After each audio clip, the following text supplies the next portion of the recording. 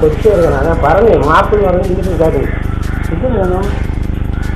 ഞാൻ നിങ്ങൾ പറഞ്ഞോണ്ടാണ് ഞാൻ വെറുതെ വിട്ടത്. പിന്നെ അത് എൻ്റെ ഷോ അടിക്കാൻ കേട്ടല്ലേ? ഞാൻ പറഞ്ഞില്ല.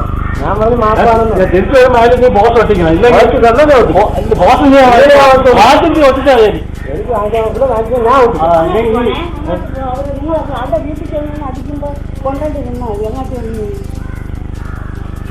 നീ പരാതി പറഞ്ഞു. നീ പരാതി പറഞ്ഞിട്ട് നീ തിരിച്ചതിൽ ഒട്ടിച്ചില്ലെങ്കിൽ ഞാൻ പറഞ്ഞു നീ പറഞ്ഞു തിരിച്ചു വന്നതിൽ ബോസ് ഒട്ടിച്ചില്ല.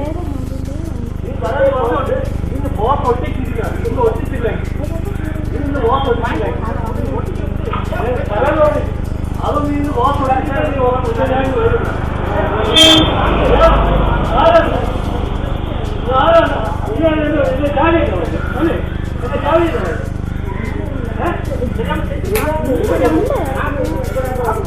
നമസ്കാരം, സ്പോട്ട് ലൈവിലേക്ക് സ്വാഗതം.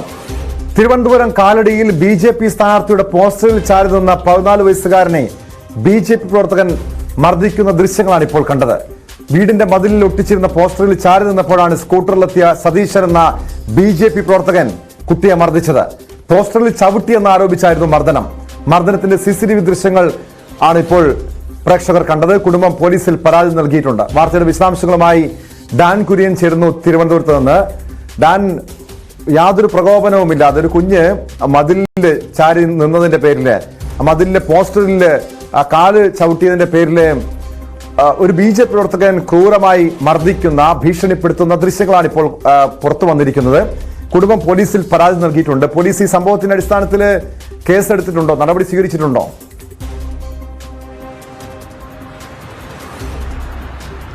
ടോം, ഇതുമായി ബന്ധപ്പെട്ട അന്വേഷണം പോലീസിന്റെ ഭാഗത്തുനിന്ന് പ്രാഥമികമായി ആരംഭിച്ചിട്ടുണ്ട് എന്ന് മാത്രമാണ് നമുക്ക് അറിയാൻ കഴിയുന്നത്. കഴിഞ്ഞ ദിവസമാണ് ഈ പരാതിക്കിടയാക്കിയ സംഭവം ഉണ്ടായിരിക്കുന്നത്. തിരുവനന്തപുരത്ത് സൗത്ത് കാലടിയിലാണ് ഈ 14 വയസ്സുകാരൻ താമസിക്കുന്നത്. ഇവർ ഇതര സംസ്ഥാനത്ത് നിന്ന് ഇവിടേക്ക് എത്തിയതാണ്. ഇവിടെ ഈ പലഹാരങ്ങളും മറ്റും ഉണ്ടാക്കുന്ന ഒരു കുടുംബത്തിലെ അംഗമാണ് 14കാരൻ എന്നാണ് നമുക്ക് അറിയാൻ കഴിഞ്ഞത്. അവിടെ ഈ വീടിന്റെ മതിലിനോട് ചേർന്ന് നിൽക്കുകയായിരുന്നു ഈ മർദ്ദനമേറ്റ കുട്ടി.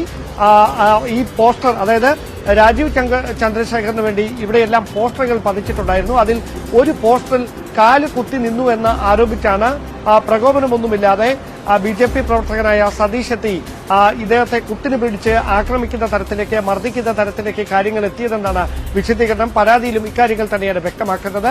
അതുമായി ബന്ധപ്പെട്ട CCTV ദൃശ്യങ്ങളാണ് പുറത്തു വന്നിരിക്കുന്നത്.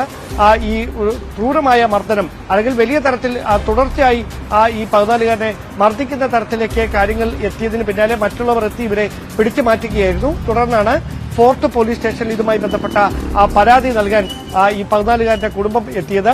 പരാതി ഒത്തുതീർപ്പാക്കുന്നതിന് വേണ്ടിയുള്ള ശ്രമം മുതിർന്ന നേതാക്കൾ ഇടപെട്ട് നടത്തുന്നുണ്ട് എന്ന വിവരങ്ങളും പുറത്തുവരുന്നുണ്ട്. എന്തായാലും ക്രൂരമായി മർദ്ദിക്കുന്ന ദൃശ്യങ്ങൾ തന്നെയാണ് ഇപ്പോൾ, CCTV ദൃശ്യങ്ങൾ തന്നെയാണ് ഇപ്പോൾ പുറത്തു വന്നിരിക്കുന്നത്. ഏറ്റവും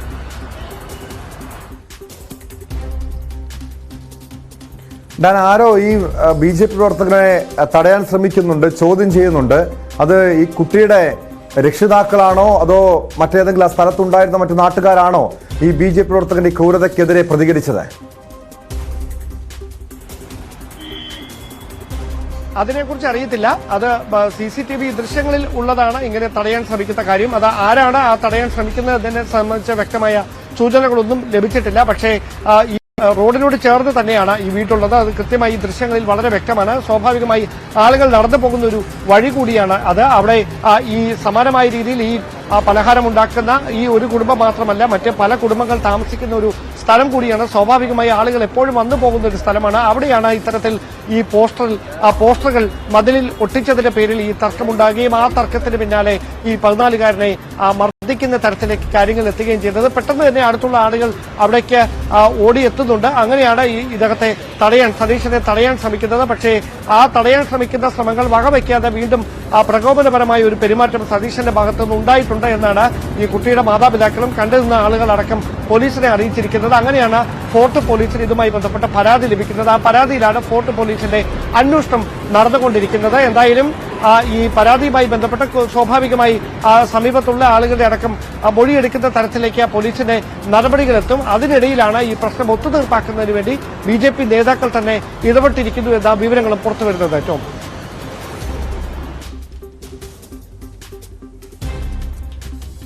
ഡാൻ, നമുക്ക് ആ ദൃശ്യങ്ങളിൽ വളരെ വ്യക്തമാണ് ഈ കുഞ്ഞിനെ ദേഹത്ത് പിടിച്ച് തള്ളുന്നുണ്ട്, മർദ്ദിക്കുന്നുണ്ട്, മുഖത്തടിക്കുന്നുണ്ട്. ആ ദൃശ്യങ്ങളിൽ തന്നെ ഇത് വളരെ പ്രകടമാണ് എത്രത്തോളം ക്രൂരമായ ഒരു മർദ്ദനം ആ കുഞ്ഞിന്, ആ 14-കാരന് ഏൽക്കേണ്ടി വന്നു എന്നത്.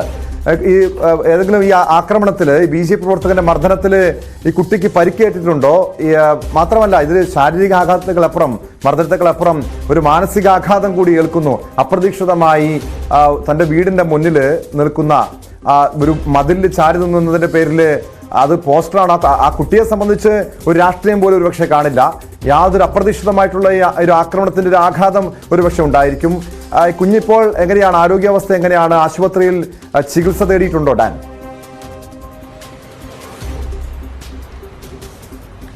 ശാരീരികമായി ബുദ്ധിമുട്ടുകൾ നേരിട്ടു എന്ന് തന്നെയാണ് നമുക്ക് ലഭ്യമാകുന്ന വിവരം. പക്ഷേ ഈ കുഞ്ഞ് നമ്മളോടോ അല്ലെങ്കിൽ കുഞ്ഞിന്റെ മാതാപിതാക്കളോ ഒന്നും നേരിട്ട് നമ്മളോട് ഇതുവരെ സംസാരിക്കാൻ തയ്യാറായിട്ടില്ല. പക്ഷേ ആ ക്രൂരമായ മർദ്ദനമാണ് കുഞ്ഞിന് ഏൽക്കേണ്ടി വന്നത്, ഈ കുട്ടിക്ക് ഏൽക്കേണ്ടി വന്നതെന്നാണ് നമുക്ക് ഈ വിവരം ലഭ്യമാക്കിയ ആളുകളടക്കം പറഞ്ഞിരിക്കുന്നത്. അതുകൊണ്ട് തന്നെ സ്വാഭാവികമായി പരിശോധനയ്ക്ക് വിധേയമായി. പക്ഷേ സാരമായ പരിക്കുകളില്ല, പക്ഷേ ക്രൂരമായ മർദ്ദനം ഏറ്റിട്ടുണ്ട്. വലിയ തരത്തിൽ കൈകൊണ്ട് അടിക്കുന്ന, കോളറിൽ കുത്തിപ്പിടിക്കുന്ന, മർദ്ദിക്കുന്ന തരത്തിലേക്കാണ് ഈ സതീശന്റെ ഭാഗത്തു നിന്നുണ്ടായ പ്രതികരണം ഉണ്ടായത്. അത് തടയാൻ ശ്രമിക്കുന്നതിനിടയിൽ വകവയ്ക്കാതെ വീണ്ടും മർദ്ദിക്കാൻ ശ്രമിക്കുകയായിരുന്നു. പക്ഷേ കൃത്യമായി കൂടുതൽ ആളുകൾ ഇടപെട്ട് ഇദ്ദേഹത്തെ ശാന്തനാക്കി അവിടെ നിന്ന് മാറ്റുകയായിരുന്നു. എന്തായാലും തുടർച്ചയായിട്ട് മർദ്ദിക്കാൻ ശ്രമിക്കുന്നത് ഈ ദൃശ്യങ്ങളിൽ വളരെ വ്യക്തമാണ്. മതിലിൽ ചേർത്ത് നിർത്തി മർദ്ദിക്കുന്ന, മുഖത്തടിക്കുന്നതടക്കമുള്ള കാര്യങ്ങൾ ഈ ദൃശ്യങ്ങളിൽ കൃത്യമായി തന്നെ കാണിക്കുന്നുമുണ്ട്. ഈ CCTV ദൃശ്യങ്ങളിൽ അത് വളരെ വ്യക്തമായി കാണുകയും ചെയ്യാം. എന്തായാലും ഫോർട്ട് പോലീസാണ് തുടർന്ന് അങ്ങോട്ട് ഇതുമായി ബന്ധപ്പെട്ട അന്വേഷണം നടത്തേണ്ടത്. അതുമായി ബന്ധപ്പെട്ട കൃത്യമായ ഇടപെടൽ പോലീസിന്റെ ഭാഗത്തുനിന്ന് ഉണ്ടാകുമെന്ന് തന്നെയാണ് സൂചന.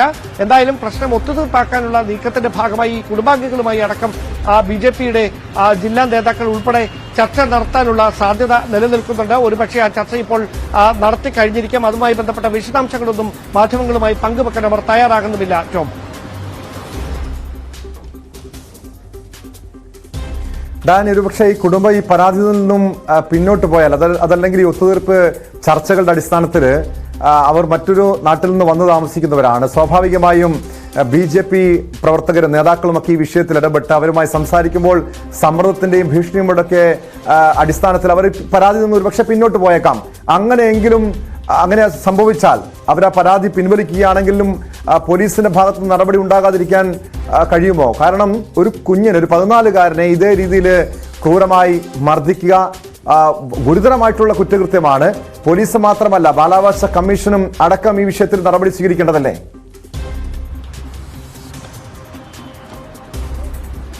സ്വാഭാവികമായി അങ്ങനെ തന്നെ സംഭവിക്കാനാണ് സാധ്യത. കാരണം ഈ ദൃശ്യങ്ങൾ ഇങ്ങനെ പുറത്തു വന്നിട്ടുണ്ട്, തെളിവായി അത് പോലീസിന്റെ പക്കൽ എത്തിയിട്ടുമുള്ളതാണ്. അതുകൊണ്ട് തന്നെ മാതാപിതാക്കൾ ആ പരാതിയിൽ നിന്ന് ഒഴിഞ്ഞു മാറിയാലും ഈ ദൃശ്യങ്ങൾ സമൂഹ മാധ്യമങ്ങളിലൂടെ പ്രചരിക്കുന്നുണ്ട്, വാർത്താ മാധ്യമങ്ങൾ അത് ഏറ്റെടുത്തിരിക്കുന്ന ഒരു സാഹചര്യം കൂടിയുണ്ട്. അതുകൊണ്ട് തന്നെ ഈ പരാതി പിൻവലിക്കുന്ന തരത്തിലേക്ക് കുടുംബാംഗങ്ങൾ എത്തിയാലും പോലീസിന് നിയമ നടപടികളുമായി മുമ്പോട്ട് പോകാതിരിക്കാൻ കഴിയില്ല. കാരണം പ്രായപൂർത്തിയാകാത്ത ഒരു കുട്ടിക്കാണ് ഇത്തരത്തിൽ മർദ്ദനം ഏറ്റിരിക്കുന്നത്. അതും തെരഞ്ഞെടുപ്പിനെ കുറിച്ച് വ്യക്തമായ ധാരണകൾ പോലും ഇല്ലാത്ത ഒരു കുട്ടിയാണ് എന്നാണ് മനസ്സിലാക്കാൻ കഴിയുന്നത്. അതുകൊണ്ട് തന്നെ സ്വാഭാവികമായി ഇത്തരം ഒരു മർദ്ദനം ഈ കുട്ടിക്ക് ഏൽക്കേണ്ടി വന്ന പശ്ചാത്തലത്തിൽ ചൈൽഡ് വെൽഫെയർ കമ്മിറ്റി അടക്കം ഈ വിഷയത്തിൽ ഇടപെടാനുള്ള സാധ്യതയാണ് നിലനിൽക്കുന്നത്.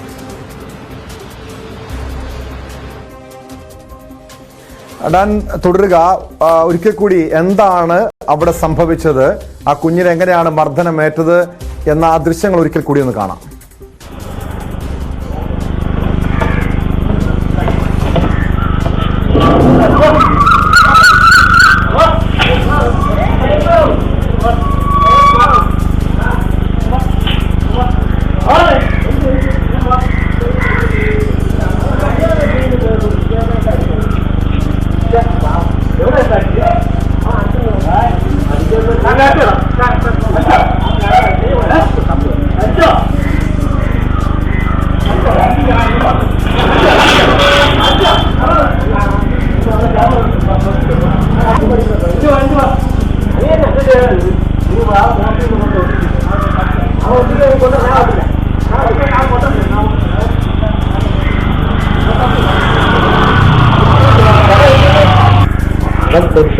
പറഞ്ഞു മാർച്ച് പറഞ്ഞ് ഇത് വേണം.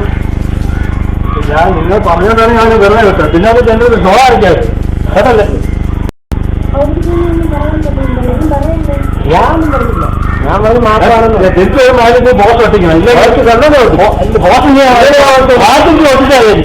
എനിക്ക് അതിന്റെ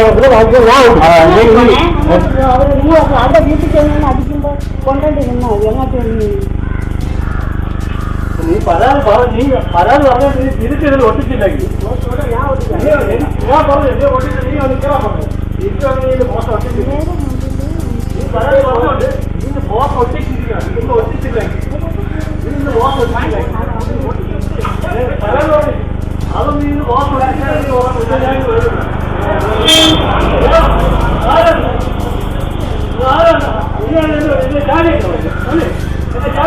ഡാൻ കുര്യനിലേക്ക് വീണ്ടും. ഡാൻ, നമുക്ക് ആ ദൃശ്യങ്ങളിൽ വളരെ വ്യക്തമാണ്, ആ സംഭാഷണങ്ങളിൽ വ്യക്തമാണ്, ആ കുഞ്ഞിനെ ഭീഷണിപ്പെടുത്തുന്നുണ്ട്, വീടിനകത്ത് കയറി വീട്, അതായത് ആ ഗേറ്റ് തുറന്ന് ഈ ബി ജെ പി പ്രവർത്തകൻ സതീശൻ അകത്ത് കയറുന്നു, കുഞ്ഞിനെ വീണ്ടും മർദ്ദിക്കുന്നു. ആ സമയം വീടിനുള്ളിൽ നിന്നും രണ്ടുപേർ, ഒരു സ്ത്രീ ഉൾപ്പെടെ രണ്ടുപേർ പുറത്തേക്ക് ഇറങ്ങി വരുന്നുണ്ട്. ഈ കുട്ടിയുടെ മാതാപിതാക്കളാണ്. മാത്രമല്ല ഇത് തൊട്ട് സമീപത്തുള്ള ആളുകൾ ചോദ്യം ചെയ്യുന്നുമുണ്ട്. ഇത് ബി ജെ പിയുടെ ഒരു സ്വാധീന മേഖലയാണോ അവിടെ ഈ കാലടി എന്ന പ്രദേശം? അവിടെ വെച്ച് മറ്റാരും ഈ സംഭവത്തെ, അതായത് ഏതാനും ഈ തൊട്ട് സമീപത്തുള്ള ആളുകളല്ലാതെ മറ്റ് രാഷ്ട്രീയ പാർട്ടികളിലുള്ളവരൊന്നും ഈ വിഷയത്തിൽ ഇതുവരെയും ഈ സംഭവം നടന്ന മണിക്കൂറുകൾ കഴിഞ്ഞിട്ടും ഇടപെട്ടിട്ടില്ല. ഡാൻ,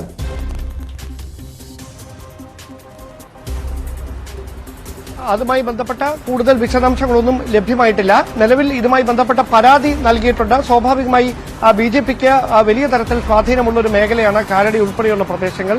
അതുകൊണ്ട് തന്നെ ഒരു പ്രവർത്തകന്റെ ഭാഗത്തുനിന്ന് ഇങ്ങനെയൊരു മോശം പെരുമാറ്റം ഉണ്ടായ പശ്ചാത്തലത്തിൽ കൂടിയാണ് മുതിർന്ന നേതാക്കൾ ഇടപെട്ട ഈ പ്രശ്നത്തിൽ ഈ കുടുംബാംഗങ്ങളോട് ഉൾപ്പെടെ സംസാരിച്ച് ഈ പ്രശ്നം ഒത്തുതീർപ്പാക്കുന്നതിന് വേണ്ടിയിട്ടുള്ള നീക്കങ്ങളിലേക്ക് കടന്നത് എന്നാണ് മനസ്സിലാക്കാൻ കഴിയുന്നത്. എന്തായാലും ബി.ജെ.പിക്ക് വലിയ സ്വാധീനമുള്ള ഒരു സ്ഥലത്ത് തന്നെയാണ് ഇത്തരത്തിലൊരു പ്രകോപനപരമായ പെരുമാറ്റം ഒരു പ്രവർത്തകന്റെ ഭാഗത്തുനിന്നുണ്ടായിരിക്കുന്നത്. ഇനി നേതൃത്വം, അതിൽ ബി.ജെ.പി നേതൃത്വം ഏത് തരത്തിലായിരിക്കും ആ വിഷയത്തോട് പ്രതികരിക്കുക, ഏതെങ്കിലും തരത്തിലുള്ള നടപടികളിലേക്ക് കടക്കുമോ എന്നതാണ് ഇനി കാത്തിരുന്ന് കാണാനുള്ളത്.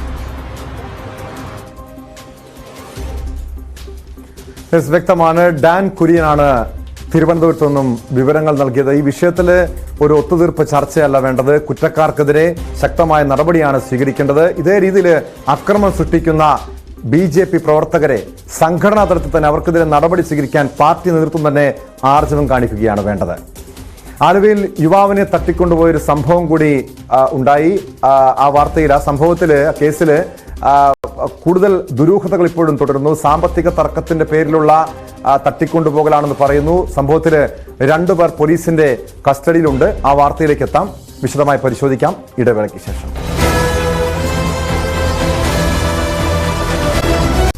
ആലുവയിൽ നിന്ന് യുവാവിനെ തട്ടിക്കൊണ്ടുപോയ കേസാണ് സ്പോട്ട് ലൈവിന് പരിശോധിക്കുന്നത്. സംഭവത്തിൽ ഇപ്പോഴും ദുരൂഹത തുടരുന്നു. സാമ്പത്തിക തർക്കത്തിന്റെ പേരിലുള്ള തട്ടിക്കൊണ്ടുപോകലെന്നാണ് സൂചന. കേസിൽ രണ്ടുപേർ പോലീസിന്റെ കസ്റ്റഡിയിലുണ്ട്. വാഹന കച്ചവടക്കാരാണ് പിടിയിലായ രണ്ടുപേരും. വാടകയ്ക്കെടുത്ത കാർ കൈമാറിയത് ഇവരെന്നാണ് സംശയം. തട്ടിക്കൊണ്ടുപോകൽ സംഭവത്തിൽ പോലീസ് സ്വമേധയാ കേസെടുത്തിട്ടുണ്ട്. യുവാവിനെ കാറിൽ തട്ടിക്കൊണ്ടുപോയ സംഭവത്തിൽ കൂടുതൽ പേരെ തട്ടിക്കൊണ്ടുപോയിട്ടുണ്ടോ എന്ന് പരിശോധിച്ചു വരികയാണെന്നും ഒന്നിലധികം പേർ സംഭവത്തിൽ ഈ സംഘത്തിൽ തട്ടിക്കൊണ്ടുപോയ സംഘത്തിലുണ്ട് എന്നുമാണ് പോലീസ് നൽകുന്ന സൂചന. ഇൻവെസ്റ്റിഗേഷൻ നല്ല രീതിയിൽ നടത്തുന്നുണ്ട്. കുറേ ഇൻഫർമേഷൻ നമ്മുടെ കയ്യിലുണ്ട്. വണ്ടി ഓൾറെഡി ട്രേസ്ഡ് ആയിരുന്നു. ഉടൻ തന്നെ പോലീസ് ആക്റ്റീവ് ആയിരുന്നു. സോ ഈ കിഡ്നാപ്പേഴ്സ് വിക്ടിംസിൽ തമ്മിൽ മുമ്പ് കുറച്ച് പരിചയമുണ്ടോ, അത് വളരെ സ്ട്രോങ് സസ്പിഷൻ ഉണ്ട്. അത് നമ്മൾ ഇൻവെസ്റ്റിഗേഷൻ ചെയ്യാറുണ്ട്. ബാക്കി എല്ലാ ഓപ്ഷൻസ് ഓപ്പൺ ആണ്. അത് ഇപ്പോൾ ഇൻവെസ്റ്റിഗേഷൻ എഫക്റ്റ് ആവും. അതുകൊണ്ടാണ് ഒന്നും കൂടുതൽ പറയാൻ പറ്റിയിട്ടില്ല. കെട്ടിന് ശേഷം എല്ലാവരും ഉണ്ട്. പിന്നെ എല്ലാ കാര്യങ്ങളും ആദ്യം കിട്ടിയ ഇൻഫർമേഷൻ പ്രകാരം ഒരു ഐ വിറ്റ്നസ് ഉണ്ടായിരുന്നു. അവരുടെ സ്റ്റേറ്റ്മെന്റ് പ്രകാരം ഒരാളുണ്ടായിരുന്നു. പക്ഷെ ഉടൻ തന്നെ പോലീസ് ഇൻവെസ്റ്റിഗേഷൻ ചെയ്തു. പിന്നെ ചെയ്തിട്ട് ശേഷം നമുക്ക് മനസ്സിലായത് 3 പേരുണ്ടായിരുന്നു ശരിക്കും. പക്ഷേ 3 പേരാണോ 2 ആണോ അതെല്ലാം നമ്മൾ ആദ്യം എല്ലാവരും പിടിച്ചിട്ട് ശേഷം മാത്രം പറയാം. കാരണം പരാതിയൊന്നുമില്ല. എല്ലാ സിഒ മോട്ടോ പോലീസ് രജിസ്റ്റർ ചെയ്തിട്ടുള്ള കേസുകളാണ്.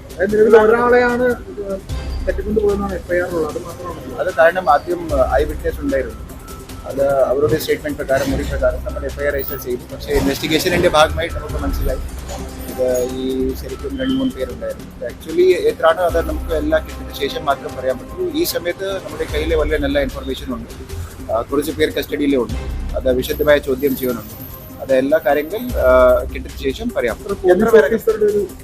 അത് അന്വേഷിക്കാം. അത് ഇപ്പോൾ പറയാൻ പറ്റിട്ടില്ല. നമ്മുടെ ജില്ലയിൽ ആരും ആ രീതിയിൽ ഇൻവോൾവ് ഉണ്ട്. സോ അത് ഒന്നും പറയാൻ പറ്റിട്ടില്ല. അത് വെറാസിറ്റി എന്താണ് അത് ഇൻവെസ്റ്റിഗേഷന് ശേഷം മാത്രം പറയാം. വാർത്തയുടെ വിശദാംശങ്ങളുമായി കൊച്ചിയിൽ നിന്ന് നവമി ദിനേശ് ചേരുന്നുണ്ട്. നവമി, ആലുവ റൂറൽ എസ്പിയുടെ വാക്കുകളാണ് നമ്മളിപ്പോൾ കേട്ടത്. പോലീസിന് തന്നെ ഈ തട്ടിക്കൊണ്ടുപോയ സംഭവത്തിൽ ചില വ്യക്തതക്കുറവുണ്ട് എന്നാണ് നമുക്ക് മനസ്സിലാക്കാൻ കഴിയുന്നത്. കാരണം ആദ്യഘട്ടത്തിൽ ഒരു യുവാവിനെയാണ് തട്ടിക്കൊണ്ടുപോയതെന്ന് പറയുന്നു. പിന്നീട് പോലീസ് ഇത് 2-3 പേരെ തട്ടിക്കൊണ്ടുപോയതായിട്ടുള്ള ഒരു സംശയം പോലീസിനുണ്ട്. ഇപ്പോൾ തട്ടിക്കൊണ്ടുപോകലിന്റെ കാരണം എന്താണ് എന്ന് സംബന്ധിച്ചുള്ളൊരു വ്യക്തത ഉണ്ടായിട്ടുണ്ടോ? എത്ര പേരെയാണ് തട്ടിക്കൊണ്ടുപോയത്? മാത്രമല്ല, ഇതിൽ വലിയ സംശയമുള്ളത് ഇതുവരെയും ഈ സംഭവത്തിൽ യുവാവിനെ തട്ടിക്കൊണ്ടുപോയ സംഭവം നടന്നിട്ട് ഒരു ദിവസം പിന്നിടുന്നു. ഒരു പരാതി പോലും പോലീസിന്റെ മുന്നിൽ എത്തിയിട്ടില്ല. ഒടുവിൽ പോലീസ് സ്വമേധയാ കേസെടുക്കുകയാണ് ചെയ്തത്. ഈ തട്ടിക്കൊണ്ടുപോകലിന് പിന്നിൽ സാമ്പത്തിക ഇടപാട് മാത്രമായിരിക്കുമോ?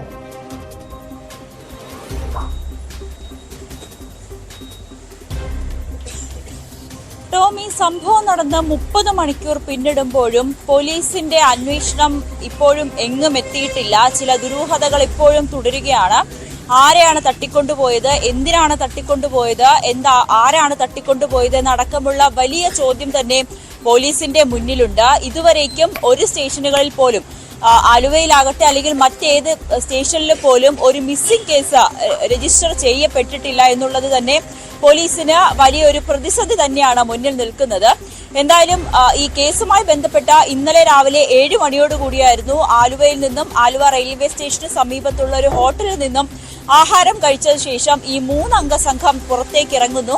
ആ സമയത്താണ് നമ്മൾ ഈ ദൃശ്യങ്ങളിൽ കാണുന്ന ആ ഒരു കാറ്, ചുവന്ന ഇന്നോവ കാറിലെത്തിയ ഒരു സംഘം ഇവരെ തട്ടിക്കൊണ്ടു പോകുന്നത്. ഇത് ഒരേ ഒരു ദൃക്സാക്ഷി മാത്രമേ ഉള്ളൂ, ഒരു ഓട്ടോ ഡ്രൈവർ. ഇയാളാണ് പിന്നീട് പോലീസിനെ വിവരം അറിയിച്ചത്. എന്തായാലും അയാളുടെ ദൃക്സാക്ഷി പറയുന്ന മൊഴി അനുസരിച്ച് ഒരാളെയാണ് തട്ടിക്കൊണ്ടുപോയത്. മറ്റുള്ളവർ 2 പേരും ഓടി രക്ഷപ്പെട്ടു എന്നാണ് പറയുന്നത്. പക്ഷേ പോലീസിന്റെ തുടർന്നുള്ള അന്വേഷണത്തിലാണ് 3 പേരെയാണ് തട്ടിക്കൊണ്ടുപോയതും, അതും 4 അംഗ സംഘം. പിന്നീട് ഇന്ന് രാവിലെ ആ കാറ് തിരുവനന്തപുരത്തുള്ള കണിയാപുരത്ത് നിന്നും കണ്ടെത്തുകയും ചെയ്തു. അതിന് റോഡ് അവസാനിക്കുന്നിടത്താണ് ആ കാർ ഉപേക്ഷിച്ച നിലയിൽ കണ്ടെത്തിയത്. പിന്നീട് ഉള്ള അന്വേഷണത്തിലൊക്കെ CCTV ദൃശ്യങ്ങൾ അടക്കമുള്ള പരിശോധനയിൽ പോലീസിന് മനസ്സിലായത് ആ കാറിൽ നിന്ന് ഇറങ്ങി രക്ഷപ്പെട്ടവർ മതില് ചാടി ഓട്ടോ പിടിച്ചു ഓട്ടോയിലാണ് പോയതെന്നാണ്. പക്ഷേ അതിൽ ഈ പോലീസിന്റെ സംശയം ഈ ഇരയും അതായത് ഈ തട്ടിക്കൊണ്ടുപോയ ഇരയും ഇവരെ 2 പേർക്കും പരിചയമുള്ളവരാണ്. ഇല്ലെങ്കിൽ ഈ കാർ ഉപേക്ഷിച്ച് കടന്നു കളയുന്ന സമയത്ത് എന്തുകൊണ്ട് ഈ തട്ടിക്കൊണ്ടുപോയവർ രക്ഷപ്പെട്ടില്ല, അല്ലെങ്കിൽ ഏതെങ്കിലും തരത്തിലുള്ള ഒരു ബഹളം ഉണ്ടാക്കുകയോ ഇവരിൽ നിന്നും രക്ഷപ്പെടാനുള്ള യാതൊരു ശ്രമങ്ങളും നടത്തിയിട്ടില്ല. അങ്ങനെ തന്നെയാണ് സമീപവാസികളും പറയുന്നത്. ഇവർക്ക് ഇതുമായി ബന്ധപ്പെട്ട് യാതൊരു അറിവുമില്ല എന്നാണ് സമീപവാസികളും പറയുന്നത്. അതിനുശേഷം പോലീസിന്റെ നിഗമനം അനുസരിച്ച് ഇവരൊരു ഓട്ടോയിൽ കയറി. ആ ഓട്ടോയിൽ പൈസ കൊടുത്തത് UPI ഓൺലൈൻ പേയ്മെന്റ് ആയിരുന്നു. ആ UPI ID കേന്ദ്രീകരിച്ച് പിന്നീട് ഈ ഓട്ടോ ഡ്രൈവറെ ചോദ്യം ചെയ്യുകയും ഓട്ടോ ഡ്രൈവർ ഇത് നമ്പർ സഹിതം കൊടുക്കുകയും ചെയ്തു. ഈ നമ്പർ കേന്ദ്രീകരിച്ചുള്ള അന്വേഷണമാണ് പോലീസിന്റെ ഭാഗത്തു നിന്ന് നടക്കുന്നത്. അതോടൊപ്പം തന്നെ ഒരു സമീപത്തുള്ള ഒരു കടയിൽ നിന്ന്, ഒരു ജ്യൂസ് കടയിൽ കയറി ഇവർ ജ്യൂസ് കുടിച്ചതായും പോലീസിന് മനസ്സിലായിട്ടുണ്ട്. അപ്പോൾ ഈ നമ്പർ കേന്ദ്രീകരിച്ചുള്ള ഒരു അന്വേഷണം, അതോടൊപ്പം ആ നമ്പറിലേക്ക് പോയ ബാങ്ക് വഴിയും ബാങ്കിലെ സാമ്പത്തിക ഇടപാടുകളും പോലീസ് പരിശോധിക്കുന്നുണ്ട്. ഒപ്പം ഇവർ കടന്നുപോയ ഇടങ്ങളിലെ CCTV ദൃശ്യങ്ങളും പോലീസ് പരിശോധിക്കുന്നുണ്ട്. എങ്കിൽ പോലും പരാതിക്കാരനില്ലാത്ത സ്ഥിതിക്ക്, അതായത് ഈ തട്ടിക്കൊണ്ടുപോയെന്ന തരത്തിലുള്ള യാതൊരു കേസും ആരും തന്നെ പോലീസിനെ സമീപിച്ചിട്ടില്ല. അതുകൊണ്ട് തന്നെയാണ് സ്വമേധയാ കേസെടുത്ത് ഈ പോലീസ് അന്വേഷണം നടത്തുന്നത്. പോലീസിനും ഇതിൽ എവിടെയൊക്കെ ഒരു ദുരൂഹതയുണ്ടെന്ന് മനസ്സിലാകുകയും ചെയ്തു. ഈ കാറിലും കേന്ദ്രീകരിച്ചുള്ള ഒരു അന്വേഷണമാണ് ആദ്യം നടത്തിയത്. പിന്നെ നവമി, അതാണ് കാരണം നമുക്കറിയാം, റെന്റിന് പ്രത്യേകിച്ച് ഈ മധ്യ കേരളത്തില് ഈ സമീപകാലത്ത് ആദ്യമാണ് ഇത്തരം ഒരു തട്ടിക്കൊണ്ടുപോകൽ, സാമ്പത്തിക ഇടപാടുമായി ബന്ധപ്പെട്ട് ഒരു തട്ടിക്കൊണ്ടുപോകൽ നടക്കുന്നത്. പലപ്പോഴും ഇത് കോഴിക്കോട്, കാസർഗോഡ്, മലപ്പുറം ഉൾപ്പെടെയുള്ള ജില്ലകളിൽ സമീപകാലത്ത് ഇത്തരം സംഭവങ്ങൾ, ഈ സാമ്പത്തിക ഇടപാടുമായി ബന്ധപ്പെട്ട തട്ടിക്കൊണ്ടുപോകലൊക്കെ നിത്യ സംഭവമാണ്. പക്ഷെ അതിന്റെയൊക്കെ പിന്നിൽ ഹവാല ഇടപാടുകൾ, അതല്ലെങ്കിൽ സ്വർണം പൊട്ടിക്കൽ സംഘങ്ങളുടെയൊക്കെ കുടിപ്പകയും അതുമായി ബന്ധപ്പെട്ട തർക്കങ്ങളും ഒക്കെയാണ് ഈ തട്ടിക്കൊണ്ടുപോകൽ, യുവാക്കളുടെ തട്ടിക്കൊണ്ടുപോകൽ. പിന്നെ അത് കൊലപാതകത്തിൽ വരെയും, കൊലപാതകം നിരവധി യുവാക്കളുടെ ജീവനെടുത്ത സംഭവങ്ങൾ വരെയും നമ്മൾ റിപ്പോർട്ട് ചെയ്തിട്ടുള്ളതാണ്. ഈ കേസിലും അത്തരമൊരു സംശയം പോലീസിനുണ്ടോ? ഏതെങ്കിലും ഹവാല ഇടപാടുകളോ അതല്ലെങ്കിൽ അനധികൃതമായിട്ടുള്ള മറ്റേതെങ്കിലും ഒരു സാമ്പത്തിക ഇടപാടുകളോ എന്തെങ്കിലും ആയിരിക്കാം എന്നൊരു സംശയം പോലീസിനുണ്ട്. കാരണം ഈ സംഭവം നടന്നിട്ട് ഇതുവരെയും ഒരു പരാതി പോലും പോലീസിന് ലഭിച്ചില്ല എന്നതാണ് ഏറെ അതിശയിപ്പിക്കുന്ന കാര്യം.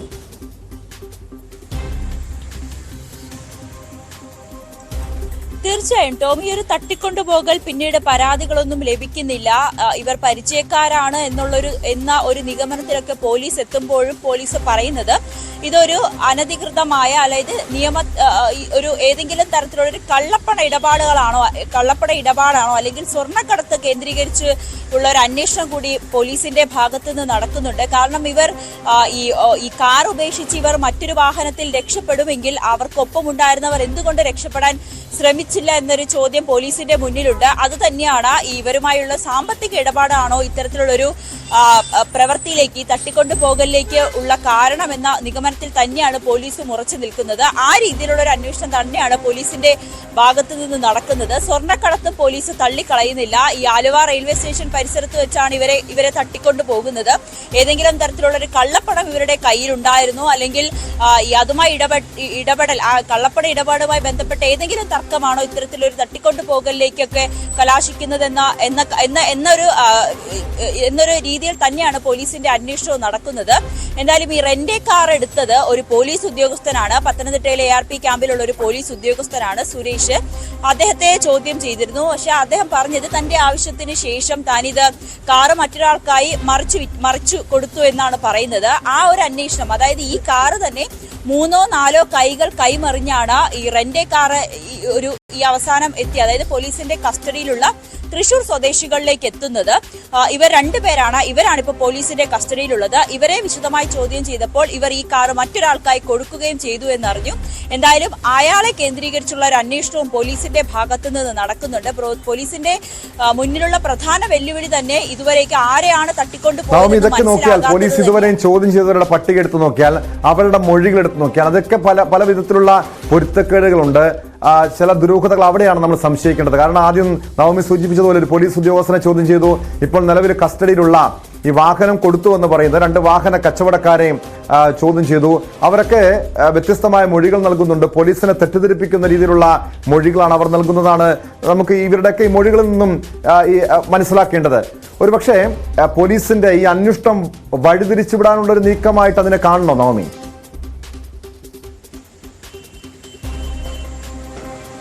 തീർച്ചയായും ടോം, അത് പോലീസും തള്ളിക്കളയുന്നില്ല. കാരണം ഒരു റെന്റ് കാർ ഒരാൾ എടുക്കുന്നു, അതെങ്ങനെയാണ് 3-4 കൈകൾ മറിഞ്ഞു പോകുന്നത് എന്നുള്ളൊരു സംശയം പോലീസിന്റെ ഭാഗത്തുണ്ട്. അതുകൊണ്ട് തന്നെ ഇവരെല്ലാം, ഈ ചോദ്യം ചെയ്തവരെല്ലാം അല്ലെങ്കിൽ കസ്റ്റഡിയിലുള്ളവരെല്ലാം പോലീസിന്റെ നിരീക്ഷണത്തിലാണ്.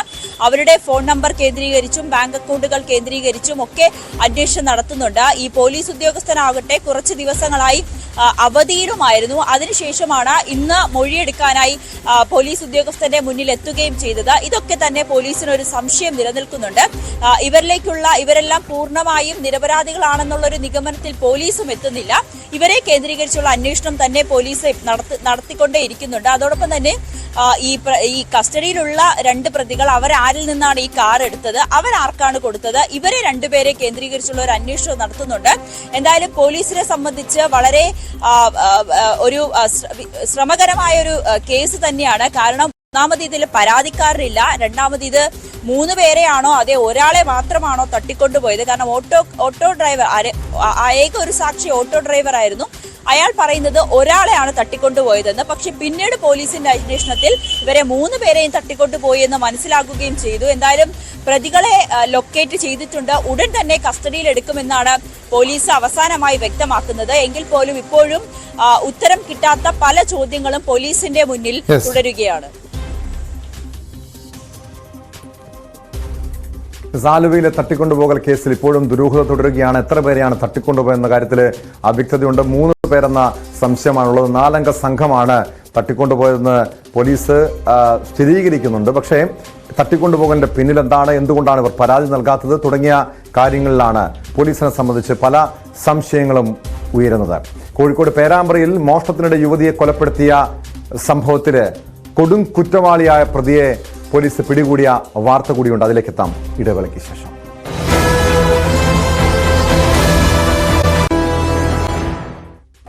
നിങ്ങൾക്ക് രക്ഷപ്പെടാൻ പറ്റണം മുജീബേ, ഞങ്ങൾ ചുറ്റുമുണ്ട്. നീ ഓട് വിളിച്ചിട്ട് കാര്യമില്ല മുജീബേ. മുജീബേ മുജീബേ വന്നോ വന്നോ വന്നോ മുജീബേ, ഇറങ്ങിക്കോ ഇറങ്ങിക്കോ. വെറുതെ ഇതിന് ചുറ്റും ഞങ്ങളുണ്ട്. പിന്നെ നീ എന്താക്കാൻ വന്ന്?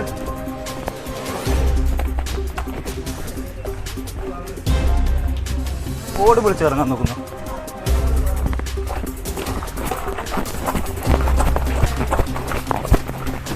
ഓ ആ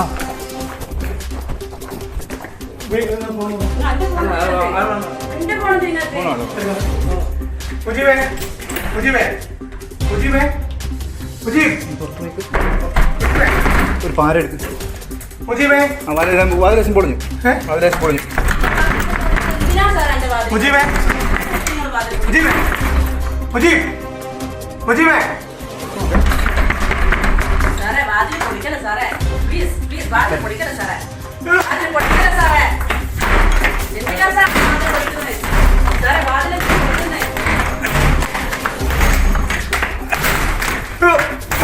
അല്ല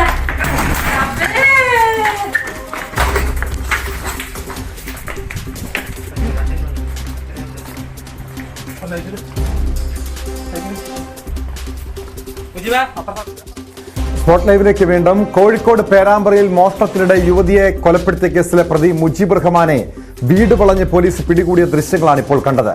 കൊണ്ടോട്ടിയിലെ വീട്ടിലെത്തി സാഹസികമായാണ് മുജീബിനെ പിടികൂടിയത്. വീട്ടിൽ നിന്ന് കവർച്ച ഉപയോഗിക്കുന്ന മാരകായുധങ്ങളും കണ്ടെടുത്തിരുന്നു. പിടികൂടുന്നതിനിടെ പ്രതി പോലീസിനെ ആക്രമിച്ചു. മുജീബ് കൊടും കുറ്റവാളി എന്നാണ് പോലീസ് നൽകുന്ന വിവരം. കോഴിക്കോട് നിന്ന് MS അനീഷ് കുമാർ ചേരുന്നുണ്ട്. അനീഷ്, ഈ കോഴിക്കോട് പേരാമ്പ്ര സ്വദേശിനിയെ കൊലപ്പെടുത്തിയിട്ട് ഇപ്പോൾ ദിവസങ്ങൾ പിന്നിടുന്നു. അതിനുശേഷമാണ് ഈ പ്രതിയിലേക്ക് പോലീസിന് എത്താൻ കഴിഞ്ഞത്. ഇയാൾ കൊടും കുറ്റവാളി, അതായത് മോഷണം, കൊലപാതക ശ്രമം, ബലാത്സംഗം ഉൾപ്പെടെയുള്ള നിരവധി കേസുകളിലെ പ്രതി എന്ന് പറയുന്നു. എങ്ങനെയാണ് ഈ പ്രതിയിലേക്ക് എത്താൻ പോലീസിന് കഴിഞ്ഞത് അനീഷ്?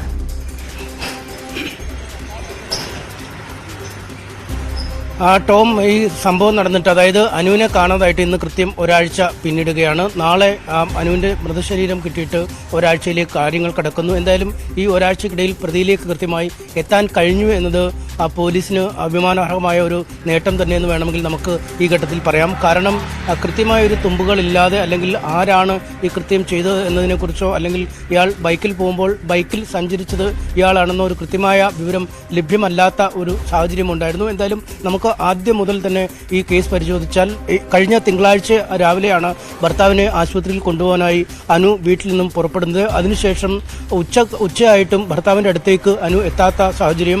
തുടർന്ന് ഭർത്താവ് ഫോണിൽ വിളിക്കുമ്പോൾ അനുവിനെ ആ ഫോണിൽ ലഭിക്കാത്ത ഒരു സാഹചര്യം. എവിടെയാണെന്ന് ഒരു ധാരണയുമില്ല. ഇത് തുടർന്ന് പോലീസിൽ പരാതി നൽകുകയും പോലീസ് പ്രാഥമികമായ അന്വേഷണം ആരംഭിക്കുകയും ചെയ്യുന്നു. എന്നാൽ അനുവിനെക്കുറിച്ച് യാതൊരു വിവരവും ലഭിക്കുന്നില്ല. പിറ്റേ ദിവസം രാവിലെ, അതായത് ചൊവ്വാഴ്ച രാവിലെയാണ് പുല്ലരിയാനായി തോടിന്റെ സമീപത്ത് എത്തിയ സ്ത്രീകൾ ഈ തോട്ടിനുള്ളിൽ ഒരു മൃതദേഹം കിടക്കുന്നത് കണ്ടത്. തുടർന്നുള്ള പരിശോധനയിൽ ഇത് കാണാതായ അനുവാണെന്ന് കണ്ടെത്തുകയും ചെയ്തു. ഇതേ തുടർന്ന് പോലീസ് വിശദമായ പരിശോധനകൾ നടത്തിയെങ്കിലും യാതൊരു തുമ്പും, യാതൊരു തെളിവിന്റെ തരിമ്പും ആ പ്രദേശത്ത് അവശേഷിച്ചിരുന്നില്ല. ബന്ധുക്കൾ ഈ അനുവിന്റെ മരണം ഒരു കൊലപാതകമാണ് എന്ന ആവശ്യത്തിൽ, അല്ലെങ്കിൽ അതുമായി ബന്ധപ്പെട്ട അന്വേഷണം വേണമെന്ന ആവശ്യത്തിൽ ഉറച്ചു നിന്നു. കാരണം മുട്ടിന് താഴെ മാത്രം വെള്ളമുള്ള ഒരു വെള്ളക്കെട്ടിലാണ്, അല്ലെങ്കിൽ തോട്ടിലാണ് അനുവിനെ മരിച്ച നിലയിൽ കണ്ടെത്തിയത്. ഒപ്പം അനുവിന്റെ ശരീരത്തിലുണ്ടായിരുന്ന പാദസരം, സ്വർണ്ണമാല എന്നിവയടക്കം, മോതിരം എന്നിവയടക്കം കാണാതായ ഒരു സാഹചര്യമുണ്ട്. അതുകൊണ്ട് ഇത് ഇതൊരു കൃത്യമായ കൊലപാതകം ആണെന്ന ഒരു വാദമാണ് ഈ കുടുംബം മുന്നോട്ട് വെച്ചത്. പോലീസിന്റെ പോസ്റ്റ്മോർട്ടം റിപ്പോർട്ട് ലഭിച്ച ശേഷം ഉള്ള കണ്ടെത്തലും ഇതൊരു കൊലപാതകമാണ് എന്ന തരത്തിലാണ്. കാരണം ആന്തരികമായ ക്ഷതങ്ങൾ ഈ മൃതശരീരത്തിൽ ഏറ്റിരുന്നു. ഒപ്പം ഈ ശ്വാസകോശത്തിനുള്ളിലേക്ക് വരെ വെള്ളം എത്തിയിരുന്ന ഒരു സാഹചര്യമുണ്ട്. തലയ്ക്ക് പിന്നിൽ പരിക്കേറ്റ രീതിയിൽ പാടുകളും കണ്ടെത്തുകയും ചെയ്തു. അതോടുകൂടി പോലീസ് ഇതൊരു കൊലപാതകമാണെന്ന നിഗമനത്തിൽ കൃത്യമായി എത്തിച്ചേരുകയും ചെയ്തു. ഈ ഘട്ടത്തിലൊക്കെ നമ്മൾ ഈ സംബന്ധിച്ച വാർത്തകൾ നൽകുകയും ചെയ്തതാണ്. അതിനുശേഷമാണ് പോലീസ് കൃത്യമായൊരു അന്വേഷണത്തിലേക്ക് കടന്നത്. നാട്ടുകാരിൽ ഒരാൾ മൊഴി നൽകിയിരുന്നു. അനുവിനെ രാവിലെ ഒരു ചുവന്ന ബൈക്കിൽ ഒരാൾ ലിഫ്റ്റ് നൽകി കൊണ്ടുവന്നത് കണ്ടതായി മൊഴി നൽകിയിരുന്നു. ഇതേ തുടർന്ന് പോലീസുകാർ ഈ CCTV ദൃശ്യങ്ങൾ കേന്ദ്രീകരിച്ചുള്ള അന്വേഷണത്തിലേക്കാണ് നീങ്ങിയത്. ഇത്തരത്തിൽ 100-ലധികം CCTV ക്യാമറകൾ പോലീസ് ചുരുങ്ങിയ സമയത്തിനുള്ളിൽ പരിശോധിച്ചുവെന്നാണ് വ്യക്തമാക്കുന്നത്. അതിൽ നിന്നും ഒരു ചുവന്ന ബൈക്ക് പലവട്ടം ഈ സ്ഥലത്തുകൂടി പോയതായി കണ്ടെത്തുന്നു. പിന്നീട് മറ്റ് ഉള്ളേരി അടക്കമുള്ള മറ്റ് ചില ഭാഗങ്ങളിലേക്ക് ഈ ബൈക്ക് കടന്നതായി CCTV പരിശോധനയിൽ കണ്ടെത്തുകയും ഇത് മട്ടന്നൂർ സ്വദേശിയായ നഫാൽ എന്ന മുൻ പഞ്ചായത്ത് പ്രസിഡന്റ് ബൈക്കാണ് ഈ ചുവന്ന ബൈക്കെന്ന് കണ്ടെത്തുകയും ചെയ്തു. എന്നാൽ പോലീസിന് മട്ടന്നൂരിൽ നഫാലിന്റെ അടുത്തെത്തിയപ്പോൾ അറിയാൻ കഴിഞ്ഞത് കഴിഞ്ഞ 11-ന് അദ്ദേഹത്തിന്റെ ബൈക്ക് മോഷണം പോയതാണ്. അത് സംബന്ധിച്ച് പരാതിയും നൽകിയിട്ടുണ്ട്. ഒപ്പം ഈ അദ്ദേഹത്തിന്റെ തന്നെ അയൽവാസിയായ മറ്റൊരാളുടെ ഹെൽമറ്റും നഷ്ടപ്പെട്ടിരുന്നതായി കണ്ടെത്താൻ കഴിഞ്ഞു. അങ്ങനെയാണ് പിന്നീട് ഈ സമാനമായ കുറ്റകൃത്യങ്ങൾ, അതായത് ബൈക്ക് മോഷ്ടിക്കുകയും കവർച്ചയും ഒക്കെ നടത്തുന്ന ആളുകളെക്കുറിച്ചുള്ള ഒരു പരിശോധന പോലീസ് ആരംഭിച്ചത്. ഇത്തരത്തിലുള്ള ഈ അപകടനം, അതായത് സമാന ശൈലിയിൽ നടത്തുന്ന കുറ്റകൃത്യങ്ങളുമായി ബന്ധപ്പെട്ട പരിശോധനയാണ് കൊണ്ടോട്ടി സ്വദേശിയായ മുജീബ് റഹ്മാനിലേക്ക് എത്താൻ പോലീസിന് സഹായമായത്. പോലീസ് മുജീബ് റഹ്മാന്റെ വീട്ടിൽ എത്തിയപ്പോൾ വലിയ എതിർപ്പ്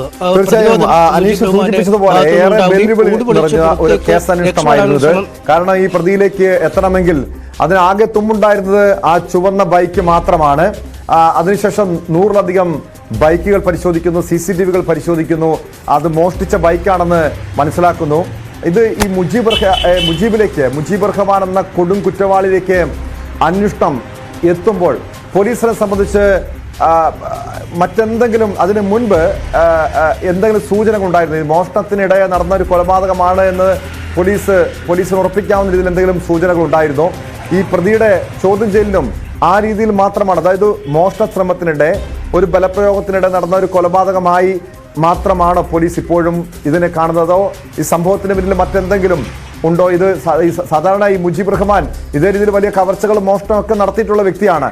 ഇതേ രീതിയിൽ ഒരു ആളുകളെ ആക്രമിക്കുന്ന അല്ലെങ്കിൽ കൊലപ്പെടുത്തുന്ന ഒരു സ്വഭാവം, ഒരു പ്രകൃതക്കാരനാണോ, ഒരു കൊടും ക്രിമിനലാണോ ഈ മുജീബ്? അനീഷ്,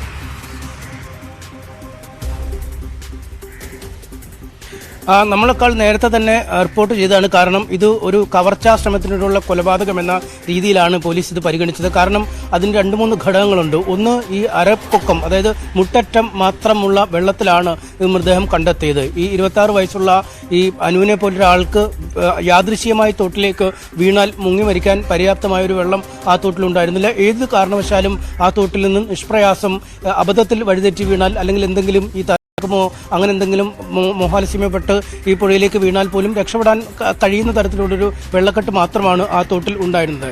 മറ്റൊന്ന്, ശരീരത്തിലെ ആഭരണങ്ങൾ കാണാതായി എന്നതാണ്. ഈ മറ്റ് ബലപ്രയോഗത്തിന്റെ ലക്ഷണങ്ങളൊന്നും, അതായത് ശാരീരികമായി പീഡിപ്പിക്കാൻ ശ്രമിക്കുകയോ അല്ലെങ്കിൽ ബലാത്സംഗ ശ്രമം പോലെയൊന്നും ശരീരത്തിൽ പ്രത്യക്ഷവുമായിരുന്നില്ല. അതായത് ഒരു കവർച്ചയ്ക്ക് വേണ്ടിയുള്ള മോഷണമാണ് എന്നേതാണ്ട് പോലീസിന് ഒരു കൃത്യമായ നിരീക്ഷണത്തിലേക്ക് എത്താൻ കഴിഞ്ഞു. എന്നാൽ ഈ ശരീരം അർദ്ധനഗ്നമായി ഈ വെള്ളത്തിൽ കടന്നതും നേരിയൊരു സംശയത്തിനിട വരുത്തി. പക്ഷേ പിന്നീട് പ്രതി തന്നെ ഇക്കാര്യം സ്ഥിരീകരിച്ചു. കാരണം ശരീരത്തിൽ നിന്ന് മോതിരവും മാലയും പാദസരവും അപഹരിച്ചപ്പോൾ അനുവിന് അരിഞ്ഞാണമുണ്ടോ എന്ന് പരിശോധിക്കാനായി ചുരിദാറിന്റെ ഭാഗം മാറ്റി അത്തരമൊരു പരിശോധന കൂടി നടത്തിയെന്ന് പറയുന്നു. അത് മരണശേഷമാണ് അത് നടത്തിയത്. അതുകൊണ്ടാണ് ശരീരം അർദ്ധനഗ്നമായ രീതിയിൽ കണ്ടത് എന്നാണ് പോലീസ് പറയുന്നത്. ഇതാണ് പ്രതി മൊഴി നൽകുകയും ചെയ്തിരിക്കുന്നത്. എന്തായാലും ആദ്യഘട്ടത്തിൽ തന്നെ ഒരു കവർച്ചാ ശ്രമമാണ് എന്ന് പോലീസിന് മനസ്സിലായി. ഒപ്പം പിന്നീട് നടത്തിയ ഈ മട്ടന്നൂരിലെ ബൈക്കുടമയുമായി ബന്ധപ്പെട്ട് നടത്തിയ അന്വേഷണത്തിൽ ഈ ബൈക്ക് മോഷണം പോയതാണ് എന്ന് പ്രകടമാവുകയും ചെയ്തു. അതുകൊണ്ട് തന്നെ ഇത്തരത്തിൽ ഈ സ്ഥിരമായി ബൈക്കുകൾ മോഷ്ടിച്ച് കവർച്ച നടത്തുന്ന അല്ലെങ്കിൽ ആളുകൾക്കെതിരെ ക്രൂരകൃത്യം നടത്തുന്ന ആളുകളെക്കുറിച്ചുള്ള ഒരു അപഗ്രഥനം പെട്ടെന്ന് പോലീസിന് നടത്താൻ കഴിഞ്ഞു എന്നതാണ് ഈ കേസിൽ ഏറ്റവും ഒരു പോസിറ്റീവായ സമീപനമായി പിന്നീട് വന്നത്. കാരണം മുമ്പും ഈ മുജീബ് റഹ്മാനെതിരെയുള്ള കേസുകൾ ഏതാണ്ട് 50 നമ്മളെ ഭയപ്പെടുത്തുന്ന കാര്യം ഇതാണ്. ഈ മുജീബ് റഹ്മാനെ പോലുള്ള കൊടും ക്രിമിനലുകൾ എങ്ങനെയാണ് ഈ നാട്ടിൽ ഇപ്പോഴും അഴിഞ്ഞാടുന്നത്? ഇതിൽ വീണ്ടും ക്രൂരകൃത്യങ്ങൾ ചെയ്യാൻ അവരെ ഇങ്ങനെ അഴിച്ചുവിടുന്നത് ആരാണ്? കാരണം നമുക്കറിയാം, നേരത്തെ തന്നെ അനീഷ് സൂചിപ്പിച്ചു, നിരവധി കേസുകളിലെ പ്രതിയാണെന്ന്. മോഷണമടക്കം, ബലാത്സംഗമടക്കം, വധശ്രമമടക്കമുള്ള കേസുകളിലെ പ്രതിയാണെന്ന്. ഒരു യുവതിയുടെ, ഇയാൾ ക്രൂരമായി ബലാത്സംഗത്തിനിരയാക്കിയ ഒരു യുവതിയുടെ പ്രതികരണം കൂടി നേരത്തെ കേൾക്കാൻ കഴിഞ്ഞിരുന്നു. അതായത് ഈ മുജീബ് റഹ്മാനെ ഇയാൾ പുറത്തിറങ്ങിയതാണ് ഈ അനു എന്ന യുവതിയുടെ മരണത്തിന് കാരണമായതെന്ന്. എവിടെയാണ് യഥാർത്ഥത്തിൽ സംഭവിച്ചത്? പോലീസിന്റെ ഭാഗത്തോ അതോ കോടതിയുടെ ഭാഗത്തുണ്ടായ വീഴ്ചയാണോ? കാരണം ഇങ്ങനെ ഒരു കൊടും ക്രിമിനലിന് എങ്ങനെയാണ് ജാമ്യം കിട്ടിയത്? അതോ ഒരിക്കൽ പോലും ഇയാൾക്കൊരു ശിക്ഷ മേടിച്ചു കൊടുക്കാൻ നമ്മുടെ നിയമ സംവിധാനങ്ങൾക്ക് കഴിഞ്ഞിട്ടില്ലേ?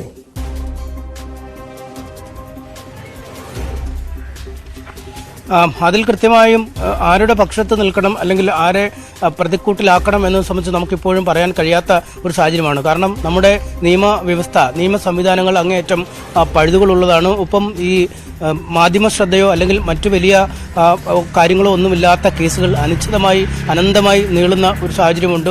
ഒരു കേസ് ഒരു വട്ടം വിളിച്ചാൽ പിന്നെ 6-7 മാസം കഴിഞ്ഞായിരിക്കും അടുത്ത തവണ ആ കേസ് വിളിക്കുക, അല്ലെങ്കിൽ പിന്നെ 1-2 വർഷം കഴിഞ്ഞായിരിക്കും അടുത്ത ഹിയറിംഗ് വരിക. എന്തായാലും അത്രയും കാലം ഈ കുറ്റവാളികളെ ജയിലിലിടുക എന്നൊരു സംവിധാനം നമ്മുടെ നാട്ടിൽ പലപ്പോഴും ഉണ്ടാവുന്നില്ല. കാരണം ചെറിയ ചെറിയ കുറ്റകൃത്യങ്ങളെന്ന് പറയാൻ കഴിയുന്ന മോഷണം പോലെ, അല്ലെങ്കിൽ ഈ ചെറിയ മുതലുകൾ നഷ്ടപ്പെടുന്ന അല്ലെങ്കിൽ വാഹന മോഷണങ്ങൾ പോകുന്നവയൊക്കെ 2-3 റിമാൻഡൊക്കെ കഴിഞ്ഞ് പലപ്പോഴും ജാമ്യം കൊടുത്തു വിടുന്ന ഒരു പതിവാണുള്ളത്. പക്ഷേ ഇത്രയധികം കുറ്റകൃത്യങ്ങൾ പേരിലുണ്ടായിട്ടും കാപ്പ പോലുള്ള കുറ്റങ്ങൾ ചുമത്തി എന്തുകൊണ്ട് മുജീബ് റഹ്മാൻ അകത്ത് കിടക്കുന്നില്ല, അല്ലെങ്കിൽ നിരന്തരം ഇത്തരം കൃത്യങ്ങൾ ആവർത്തിക്കുന്നയാൾ എന്തുകൊണ്ട് ജയിലിനുള്ളിൽ കിടക്കുന്നില്ല എന്നൊരു ചോദ്യമാണ് നമുക്ക് പറയാനുള്ളത്. എന്തായാലും ഈ മുമ്പ് ഉണ്ടായ എല്ലാ കേസുകളിലും ഇയാൾ ജാമ്യത്തിലിറങ്ങി പിന്നീട് പുറത്തു വരികയും പിന്നീട് കുറ്റകൃത്യങ്ങൾ ആവർത്തിക്കുകയും ചെയ്യുന്ന ഒരു സാഹചര്യമുണ്ട്. ഈ അനുവിൻ്റെ കാര്യത്തിലായാൽ പോലും അയാൾ കൃത്യമായി ആ മേഖലയിൽ കുറച്ചധികം നേരം പലതവണ ബൈക്കിൽ അങ്ങോട്ടും ഇങ്ങോട്ടുമൊക്കെ പോയി ഒരു ഇരയെ കണ്ടെത്തുന്നത് വരെ കാത്തിരുന്നു. ആ അനുവിനെ ബൈക്കിൽ കയറ്റി കൊണ്ടുപോയ ശേഷം ഈ തോടിന് സമീപത്തെത്തിയപ്പോൾ തനിക്ക് മൂത്രമൊഴിക്കാൻ ശങ്ക വരുന്നു എന്ന് പറഞ്ഞ് അവിടെ ബൈക്ക് നിർത്തുകയും അയാൾ ഒരു വശത്തേക്ക് പോകുന്നു.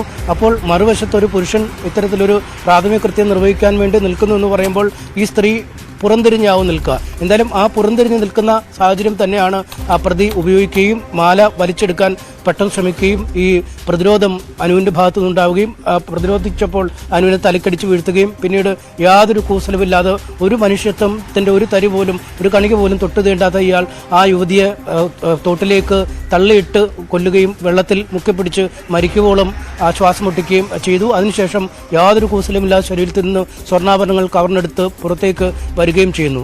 10 മിനിറ്റ് മാത്രമാണ് ഇത്രയും കാര്യങ്ങൾക്ക് വേണ്ടി വന്നത് എന്നാണ് ഇയാൾ പോലീസിനോട് പറയുന്നത്. അയാൾ എത്രമാത്രം ഇക്കാര്യത്തിൽ ഒരു പരിചയമുള്ള ആളാണ്, എത്രയധികം ആളുകളെ ഇങ്ങനെ ഇയാൾ ഉപയോഗിച്ചിട്ടുണ്ടാവും. ഈ വന്ന കേസുകൾ കുറേയുണ്ട്, ഇനി വരാത്ത ഇത്തരം കേസുകളുണ്ടോ എന്ന് പോലും നമുക്കറിയാൻ പറ്റില്ല. പലപ്പോഴും ഈ വയോധികമാരുടെയും ഒക്കെ ഈ ബൈക്കിൽ പോയി പെട്ടെന്ന് മാല പൊട്ടിച്ചോടുന്ന കേസുകളൊക്കെ കാണാം. അതിലൊക്കെ പലപ്പോഴും CCTV ദൃശ്യങ്ങളോ കൃത്യമായൊരു തുടരന്വേഷണമോ ഒന്നും പോലും ഉണ്ടാവാൻ സാധ്യതയില്ല. മിന്നായം പോലെ മറഞ്ഞു നീങ്ങുന്ന ഒരാളെ ഈ വയോധികർക്ക് പോലും തിരിച്ചറിയാൻ കഴിയാത്ത സാഹചര്യമുണ്ട്. അതുകൊണ്ട് ഇയാളുടെ പേരിൽ രേഖപ്പെട്ട കേസുകൾ ഇത്രയുമാണ്. ഇനി രേഖപ്പെടാത്ത എത്ര കേസുകളുണ്ട് എന്ന് നമുക്കറിയാൻ കഴിയില്ല. പക്ഷേ ഇത്തരം കാര്യങ്ങളിൽ ഏർപ്പെടുമ്പോഴും ഇതുപോലെ അതീവ ഗൗരവമുള്ള അല്ലെങ്കിൽ ഒരാളുടെ ജീവൻ നഷ്ടമാകുന്ന ഒരു സാഹചര്യത്തിൽ മാത്രമാണല്ലോ ഇതിനെക്കുറിച്ചുള്ള ചർച്ചകൾ ഉയർന്നു വരുന്നത് എന്നതാണ് ഏറെ സങ്കടകരം. കേട്ടോ.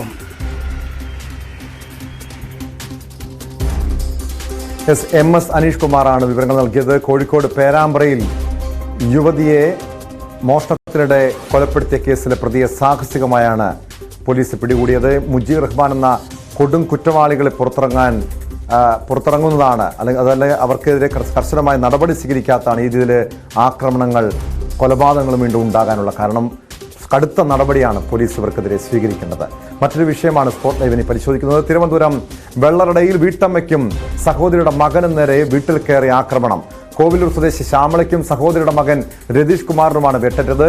ഇരുവരെയും മെഡിക്കൽ കോളേജ് ആശുപത്രിയിൽ പ്രവേശിപ്പിച്ചു. കഴിഞ്ഞ ദിവസം വൈകിട്ട് രതീഷിന്റെ ഫോണിൽ ഒരാൾ വിളിച്ച് അസഭ്യം പറഞ്ഞതും പിന്നാലെ ടിപ്പർ ലോറിയിൽ 2 പേരെത്തി മർദ്ദിക്കുകയുമായിരുന്നുവെന്നാണ് പരാതി. പ്രതികളായ 2 പേർ കാരക്കോണം മെഡിക്കൽ കോളേജ് ആശുപത്രിയിൽ ചികിത്സയിലാണ്. 2 പേരും പോലീസിന്റെ നിരീക്ഷണത്തിലാണ്. വിശദാംശങ്ങളുമായി തിരുവനന്തപുരത്ത് നിന്ന് VV വിനോദ് ചേരുന്നുണ്ട്. വിനോദ്, ഈ രീതിയിലൊരു വീട്ടിൽ കയറിയുള്ള ആക്രമണത്തിന് പിന്നിൽ എന്താണ്? ടോം, ഈ സുഹൃത്തുക്കൾ തമ്മിലുള്ള തർക്കമാണ് ഇത്തരമൊരു പ്രശ്നത്തിലേക്ക് നയിച്ചതെന്ന വിവരമാണ് പോലീസ് നൽകുന്നത്. എങ്കിൽ തന്നെയും ഒരു വീട് കയറി ആക്രമിക്കുക, അവിടെ സ്ത്രീകൾ ഉൾപ്പെടെ ഉണ്ടായിരുന്നു. അതിനെതിരെയാണ് ഇപ്പോൾ നടപടി ഉണ്ടായിരിക്കുന്നത്. പോലീസ് അത് സംബന്ധിച്ച കേസുകൾ ചാർജ് ചെയ്യുകയും ചെയ്തിട്ടുണ്ട്. വെള്ളറട സ്വദേശി ശ്യാമളയുടെ അനന്തരവൻ രതീഷ്, ഈ രണ്ടു പേർക്കുമാണ് മർദ്ദനമേറ്റത്. ക്രൂരമായ മർദ്ദനമാണ് ഇരുവർക്കും നേരെ ഉണ്ടായതെന്ന വിവരങ്ങൾ, അതോടൊപ്പം തന്നെ ദൃശ്യങ്ങളും നമുക്ക് ലഭിച്ചിട്ടുണ്ട്. ഇവരുടെ തലയ്ക്കുൾപ്പെടെ ശ്യാമളയുടെ തലയ്ക്കുൾപ്പെടെയാണ് മർദ്ദനമേറ്റത്. ലോറിയിലും ഇരുചക്ര വാഹനത്തിലുമായാണ് പ്രതികൾ ഈ വീട്ടിലേക്ക് എത്തുന്നത്. അതിനുശേഷം ഇവരെ മർദ്ദിക്കുകയായിരുന്നു എന്നാണ് പരാതി. രണ്ടുപേരും ആശുപത്രിയിൽ ചികിത്സയിൽ തുടരുന്നു. കൂടുതൽ ചികിത്സ വേണമെന്ന നിർദ്ദേശം ഡോക്ടർമാർ നൽകിയിട്ടുണ്ട്. ഈ സുഹൃത്തുക്കൾ തമ്മിലുള്ള തർക്കം, അത് വ്യക്തിപരമായ ചില ബന്ധങ്ങളിലെ തർക്കമാണ് ഇത്തരത്തിലുള്ള പ്രശ്നത്തിലേക്ക് വഴിതെളിച്ചതെന്നാണ് മനസ്സിലാകുന്നത്. നേരത്തെ തന്നെ ഇവർ തമ്മിലുള്ള ചില സാമ്പത്തിക ഇടപാടുകൾ ഉണ്ടായിരുന്നു, സൗഹൃദമായിരുന്നു. ഈ ആക്രമണം ലക്ഷ്യമിട്ടത് രതീഷ് കുമാറിനെയാണോ? പക്ഷെ അങ്ങനെയെങ്കിൽ ഈ ശ്യാമള, അതായത് രതീഷിന്റെ അമ്മയുടെ സഹോദരി ശ്യാമളയ്ക്ക് നേരെയുള്ള ആക്രമണത്തിന് കാരണം എന്താണ്? ഈ രീതിയിൽ തടയാൻ ശ്രമിച്ചപ്പോഴാണോ അവർക്ക് മർദ്ദനമേറ്റത്? രതീഷിനെയാണ് ലക്ഷ്യം വെച്ചതെന്നാണ് മനസ്സിലാക്കുന്നത്. രതീഷിന് നേരത്തെ തന്നെ ഒരു ഫോൺ കോൾ വന്നിരുന്നു. ഈ ഫോൺ വിളിച്ച ആളും രതീഷും തമ്മിൽ ചില തർക്കമുണ്ടായിരുന്നു എന്ന വിവരങ്ങൾ പോലീസിൽ നിന്ന് ലഭിക്കുന്നുണ്ട്. അതോടൊപ്പം തന്നെ 2 പേർ ഇപ്പോൾ പോലീസ് കസ്റ്റഡിയിലുണ്ട്. അതായത് 4 പേരാണ് അക്രമത്തിനെത്തിയത്. ലോറിയിലും ഇരുചക്ര വാഹനത്തിലുമായി എത്തിയെന്നാണ് മൊഴി ലഭിച്ചിട്ടുള്ളത്. ഇതിൻ്റെ അടിസ്ഥാനത്തിൽ പോലീസ് പരിശോധനകൾ നടത്തുകയും CCTV ദൃശ്യങ്ങൾ ഉൾപ്പെടെ ശേഖരിക്കുകയും ആ പരിശോധനയുടെ അടിസ്ഥാനത്തിൽ ഈ വാഹനങ്ങളുടെ ഉടമകളെ കണ്ടെത്തുകയും അവരിൽ 2 പേരെ പിടികൂടുകയുമായിരുന്നു. ഇനിയും 2 പേർ പിടിയിലാകാനുണ്ട്. തീർച്ചയായും ഇത് വ്യക്തിബന്ധം ആ നിലയ്ക്ക് തന്നെയാണ്. ടോം സൂചിപ്പിച്ചതുപോലെ വ്യക്തിബന്ധത്തിൽ ഉണ്ടായ ഉലച്ചിൽ അത് തന്നെയാണ് ഈ തരത്തിലുള്ള തർക്കത്തിലേക്ക് പോയത്. ശ്യാമളയുമായി പ്രതികൾക്ക് മറ്റെന്തെങ്കിലും തർക്കമുണ്ടായിരുന്നില്ല. രതീഷ് ആ വീട്ടിലുണ്ടായിരുന്നു. അതിൻ്റെ ചുവട് പിടിച്ച് ആ വീട്ടിലേക്ക് വരികയും അവിടെ അക്രമം നടത്തുകയുമായിരുന്നു എന്നാണ് പോലീസ് നൽകുന്ന വിവരം. നാട്ടുകാരും ആ തരത്തിലുള്ള ചില വിവരങ്ങൾ നൽകുന്നുണ്ട്. പക്ഷേ അതൊക്കെയും നമുക്ക് സ്ഥിരീകരിക്കേണ്ടതുണ്ട്. എന്തായിരുന്നു ഇവർക്കിടയിൽ? സാമ്പത്തികമാണോ, അതിനപ്പുറത്തേക്ക് മറ്റ് ചില കാര്യങ്ങൾ ഉണ്ടായിരുന്നോ എന്നതടക്കമുള്ള കാര്യങ്ങൾ ഇനിയും പുറത്തു വരേണ്ടതുണ്ട്.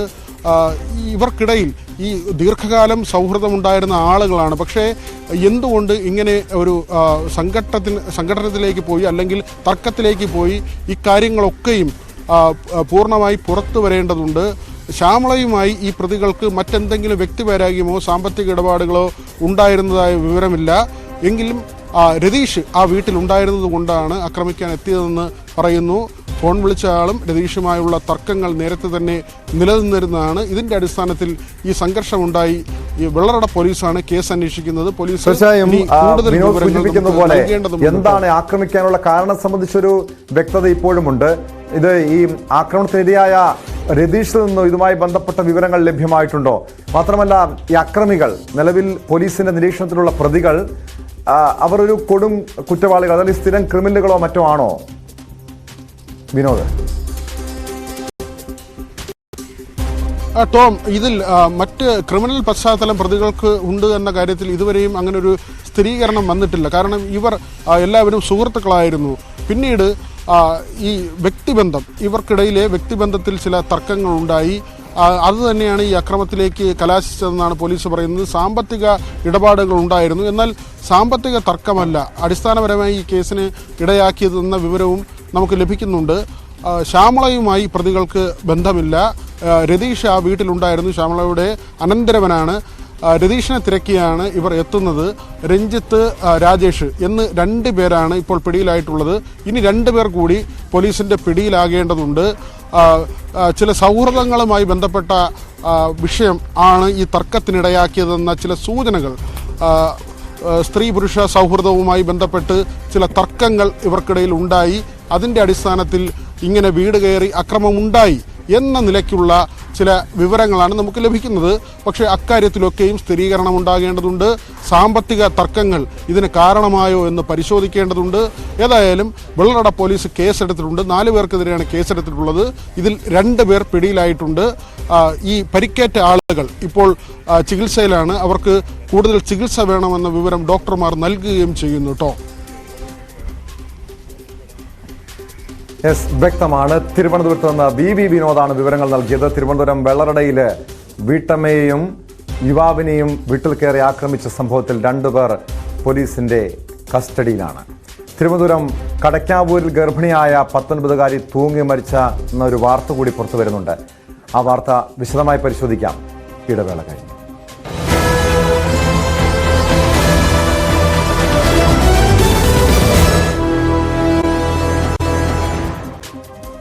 സ്പോട്ട് ലൈവ് തുടരുന്നു. തിരുവനന്തപുരം കടക്കാവൂരിൽ ഗർഭിണിയായ 19-കാരി തൂങ്ങി മരിച്ചതിൽ കണ്ടെത്തിയ വാർത്തയാണ് സ്പോട്ട് ലൈവിൽ പരിശോധിക്കുന്നത്. ഒറ്റൂർ സ്വദേശിനി ലക്ഷ്മിയാണ് മരിച്ചത്. ലക്ഷ്മി 1.5 മാസം ഗർഭിണിയാണ്. 11 മാസം മുൻപ് പ്രണയിച്ച് വിവാഹം കഴിച്ച ലക്ഷ്മി ഡിഗ്രി വിദ്യാർത്ഥിനിയാണ്. ഗർഭിണിയായതിനാൽ പഠിക്കാൻ പോകുന്നത് ഭർത്താവ് വിലക്കിയതും പെൺകുട്ടി അബോർഷൻ ആവശ്യപ്പെട്ടതിന് വീട്ടുകാർ സമ്മതിക്കാത്തതുമാണ് ആത്മഹത്യക്ക് പ്രേരിപ്പിച്ചത് എന്നാണ് പോലീസ് നിഗമനം. വാർത്തയുടെ വിശദാംശങ്ങളുമായി അഭിലാഷ് ചേരുന്നുണ്ട് ആറ്റിങ്ങലിൽ നിന്നും. അഭിലാഷ്, ഈ സംഭവത്തിന് പിന്നിൽ പല കാരണങ്ങളും പോലീസ് പറയുന്നുണ്ട്. മറ്റേതെങ്കിലും ഗാർഹിക പീഡനമോ മറ്റോ ഈ ആത്മഹത്യക്ക് 19-കാരിയുടെ ആത്മഹത്യക്ക് കാരണമായിട്ടുണ്ടോ? ടോം, ഇന്നലെ വൈകുന്നേരത്താണ് ഈ ലക്ഷ്മിയെ വീട്ടിനുള്ളിൽ ജനലിൽ തൂങ്ങി മരിച്ച നിലയിൽ കണ്ടെത്തിയത്. ഇത് വാടക വീടായിരുന്നു. 11 മാസം മുമ്പാണ് ലക്ഷ്മിയും കിരൺ എന്ന യുവാവുമായി വിവാഹം കഴിച്ചത്. ഇതിനുശേഷം ഇവർ ഈ വാടക വീട്ടിലായിരുന്നു താമസിച്ചിരുന്നത്. BA അവസാന വർഷ വിദ്യാർത്ഥിനി കൂടിയായിരുന്നു ലക്ഷ്മി. അപ്പോൾ അടുത്ത സമയത്താണ് ഈ ലക്ഷ്മി ഗർഭിണിയാണെന്നുള്ള വിവരം അറിഞ്ഞത്. അതിനെ തുടർന്ന് ഇവർ തുടർ പഠനം സംബന്ധിച്ചൊരു തർക്കം ഇവർ തമ്മിൽ ഉണ്ടായിരുന്നു എന്നാണ് പോലീസ് പറയുന്നത്. കൂടാതെ ഈ ലക്ഷ്മി അബോർഷനെ സംബന്ധിച്ച കാര്യങ്ങൾ ബന്ധുക്കളുമായി ആലോചിച്ചിരുന്നു എന്നും ഈ ബന്ധുക്കൾ തന്നെ അത് നിരുത്സാഹപ്പെടുത്തിയതായും പറയപ്പെടുന്നുണ്ട്. എന്തായാലും ഈ തർക്കമാണ് ഈ ആത്മഹത്യയിലേക്ക് നയിച്ചതെന്നാവാം ആണ് പോലീസിന്റെ ആദ്യ പ്രാഥമിക നിഗമനം എന്ന് പറയുന്നത്. എന്തായാലും ഇതിൽ കൂടുതൽ ദുരൂഹത, അതായത് ഈ ഗാർഹിക പീഡനം ഉൾപ്പെടെയുള്ള കാര്യങ്ങൾ പോലീസ് ഇനിയും സ്ഥിരീകരിച്ചില്ല. അത്തരത്തിൽ മൊഴികളൊന്നും തന്നെ ലഭിച്ചിട്ടില്ല എന്നാണ് പോലീസ് പറയുന്നത് കേട്ടോ.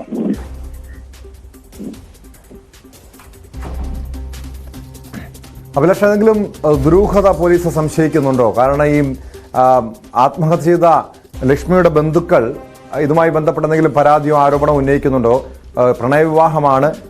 ലക്ഷ്മിയുടെ വീട്ടുകാരുമായിട്ടുള്ള ബന്ധം എങ്ങനെയാണ്? അവരിതുമായി ബന്ധപ്പെട്ട എന്തെങ്കിലും പരാതിയുമായി പോലീസിനെയോ മറ്റോ സമീപിച്ചിട്ടുണ്ടോ?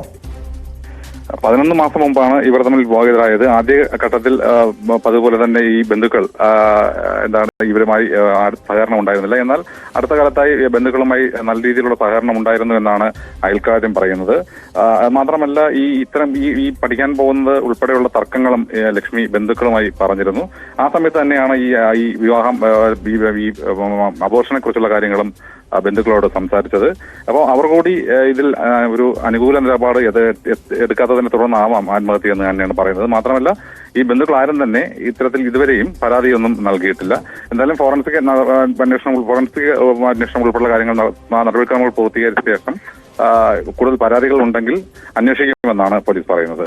നിലവിൽ സ്വാഭാവിക മരണത്തിനാണ് പോലീസ് ഇത് കേസെടുത്തിട്ടുള്ളത്.